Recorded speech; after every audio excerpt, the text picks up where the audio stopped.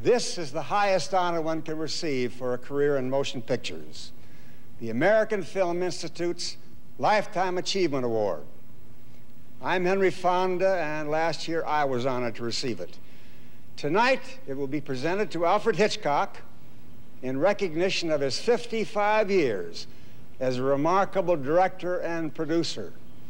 On behalf of the American Film Institute and its 90,000 members, I invite you to join us in a celebration of the career of Alfred Hitchcock.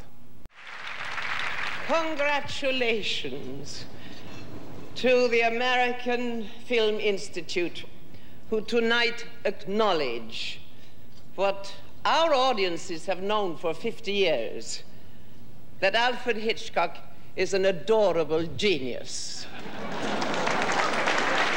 Dear Hitch, I've come all the way from London, from your hometown, to give you my love and affection. One might say that Hitchcock is a gentleman farmer who raises goose flesh. For all of us fans, and we are a legion, we are here tonight to thank you for all the fun and all the fear that you have given us through the years. And I want to thank you personally for a little thing that has helped me all through my career, and it's been quite a long career. You see, Hitchcock is very careful when he prepares a film. He writes everything down on paper. Every little detail is on paper. It's in the script, he'll say, if anybody asks about wardrobe or props or anything that belongs to the movie. It's in the script. But then the actors come along, and we don't always behave as we do on paper. Some of us have ideas. And then Hitch gets a little truculent. Oh, yes, he can get that. I remember our first argument must have been in Spellbound in 1945. Something I said, oh, I don't feel like that. I don't think I can give you that kind of emotion. And you sat there and you said, Ingrid, fake it.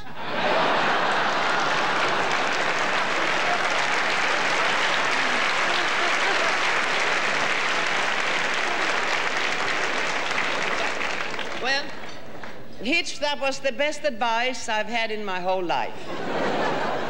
Because in all the years to come, there were many directors whom I thought gave me quite impossible instructions and many difficult things to do, and just as I was on the verge of starting to argue with them, I could hear your voice come through the air saying, Ingrid, fake it. It saved a lot of unpleasant situation and waste of time. You have that rare gift of being able, in detailed clarity, to show us on film so that we can all share it with you. And that is what makes Alfred Hitchcock an artist. Thank you. That's very kind of you, ladies and gentlemen. Especially since my friend Alfred Hitchcock is supposed to have said once that actors are cattle. Now Hitch denies that. What he said is that actors should be treated like cattle. Amazing, man, amazing. He's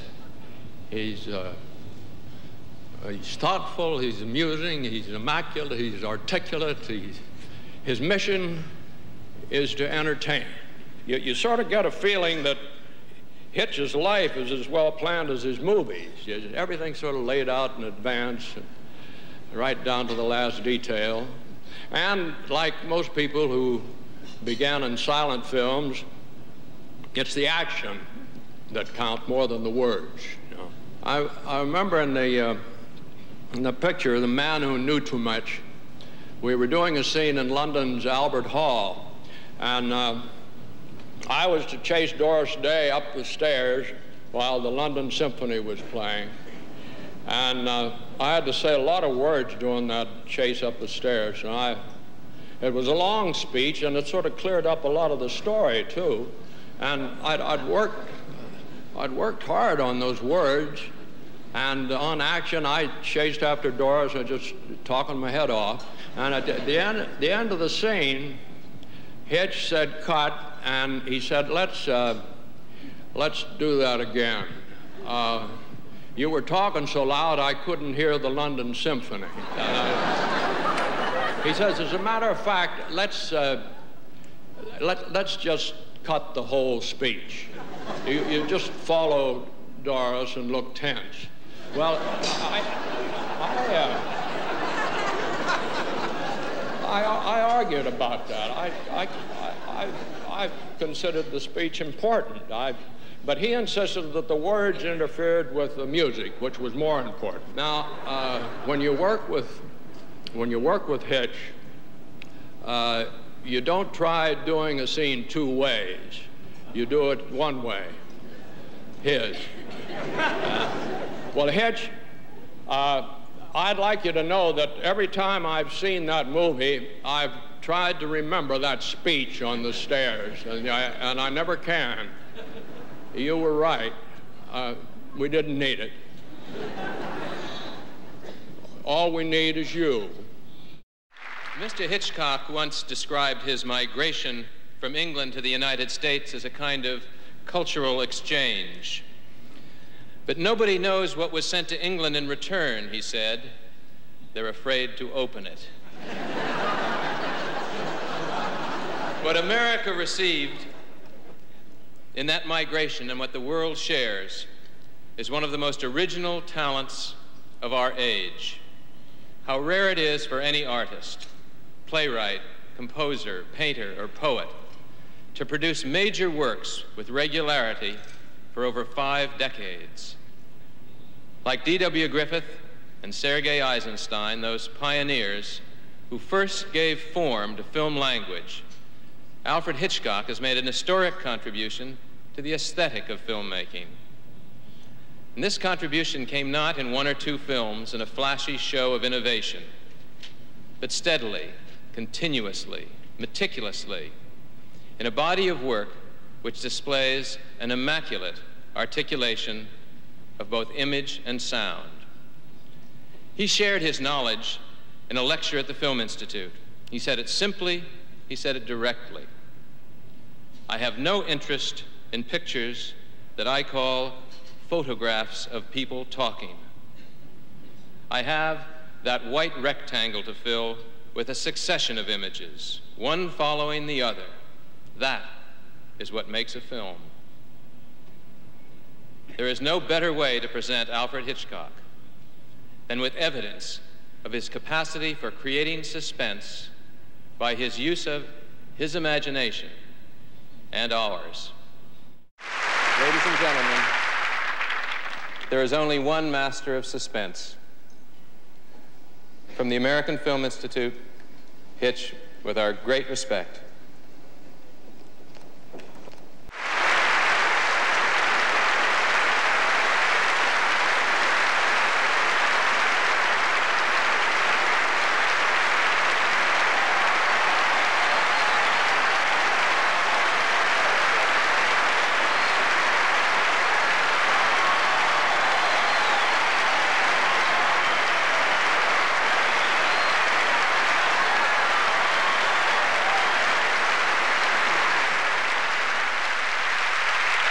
May it please Ambassador J, Queen Ingrid, Director Stevens, and my co-conspirators in this bizarre trade of making films. It has been my observation that man does not live by murder alone. He needs affection, approval, encouragement, and occasionally a hearty meal. Tonight you have provided me with 3. Well, out of 4. Anxiety strangled my appetite.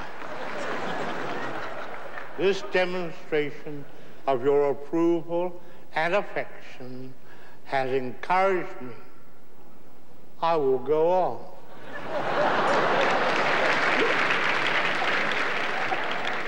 It makes me very proud indeed to be the recipient of the American Film Institute's Lifetime Achievement Award.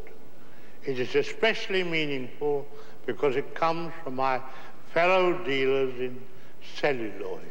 After all, when a man is found guilty of murder and condemned to death, it always makes him feel much better to know it was done by a jury of his friends and neighbors with the help of an inadequate attorney. It will tax your endurance and mine to recite the names of those thousands of actors, writers, editors, cameramen, musicians, technicians, bankers, exhibitors,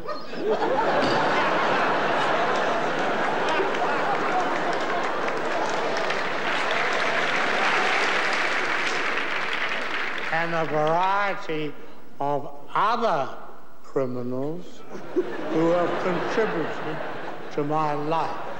I beg permission to mention by name only 4 people who have given me the most affection, appreciation, and encouragement, and constant collaboration. The first of the 4 is a film editor. The second is a scriptwriter.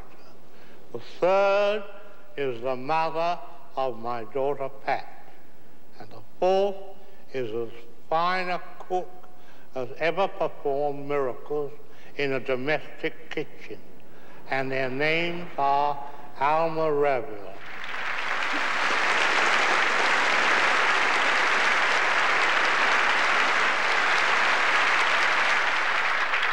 had the beautiful Miss Revill not accepted a lifetime contract without options as Mrs.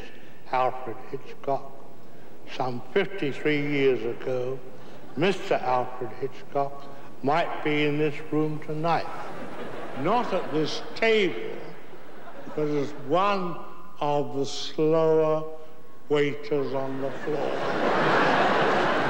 I share my award, as I have my life, with her.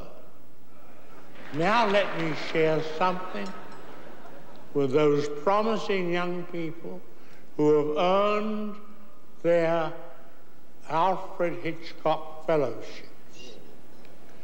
When I was no more than 6 years of age, I did something that my father considered worthy of reprimand. I don't recall what transgression it was. At the age of 6, it could have hardly involved a serving girl. Whatever, father sent me to the local police station with a note. The officer on duty read it, then locked me in a jail cell for 5 minutes, saying, "This is what we do to naughty boys." I have, ever since, gone to any lengths to avoid arrest and confinement. To you young people, my message is, stay out of jail.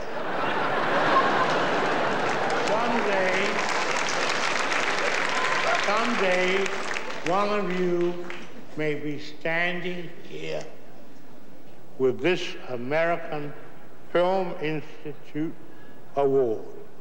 That's what they do to good little boys.